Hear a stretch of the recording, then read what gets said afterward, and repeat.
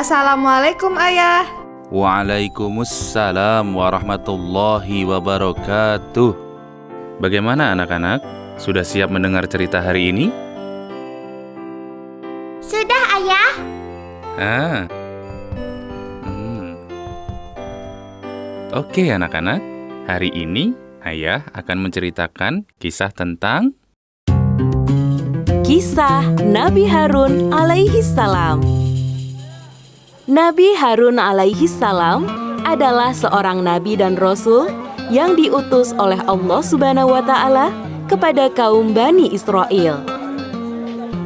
Ia disebutkan dalam Al-Qur'an sebanyak 20 kali. Nabi Harun alaihi salam adalah saudara kandung Nabi Musa alaihi salam.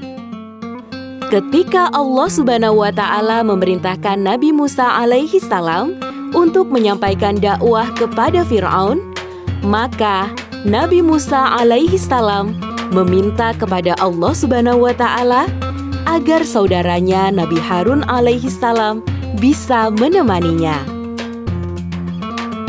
Permintaan Nabi Musa alaihi salam akhirnya dikabulkan oleh Allah Subhanahu wa taala.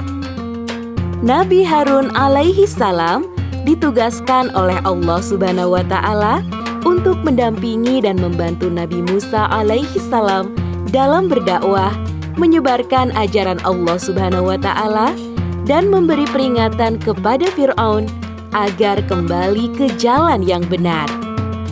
Nabi Harun alaihi salam dianugerahi oleh Allah Subhanahu wa taala kepandaian dalam berbahasa untuk berdakwah. Ia memiliki pendirian yang kuat, tegas, dan juga berani. Kelebihan inilah yang kemudian bisa melengkapi dakwah Nabi Musa alaihi salam. Tugas utamanya adalah sebagai juru bicara dalam berdakwah kepada kaum Bani Israel dan juga Fir'aun. Bahkan, Nabi Harun alaihi salam juga sering menggantikan posisi Nabi Musa alaihi salam ketika memimpin umat. Nabi Harun alaihi salam juga ikut dalam rombongan ketika menyeberang Laut Merah bersama Nabi Musa alaihi salam. Pada suatu ketika, Nabi Musa alaihi salam meninggalkan umatnya untuk beberapa waktu. Kemudian, Nabi Musa alaihi salam mempercayakan kepada Nabi Harun alaihi salam untuk memimpin Bani Israel. Akan tetapi, sebagian kaum Bani Israel kembali ingkar kepada Allah Subhanahu wa taala dan menyembah berhala yang dibuat oleh Samiri, yaitu berupa patung anak sapi yang berlapis emas. Nabi Harun alaihi salam dengan susah payah mengajak mereka untuk kembali menyembah hanya kepada Allah Subhanahu wa taala dan mengesakannya. Setelah Nabi Musa alaihi salam kembali, ia sangat marah melihat kaum Bani Israel kembali menyembah berhala. Nabi Musa alaihi salam menganggap Nabi Harun alaihi salam tidak bisa menjaga kaum Bani Israel selama ia pergi.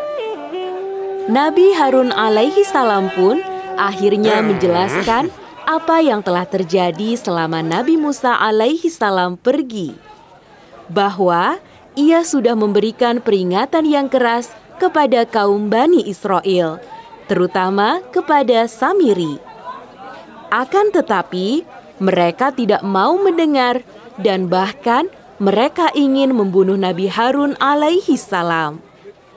Nabi Musa alaihi salam akhirnya menghancurkan patung anak sapi tersebut.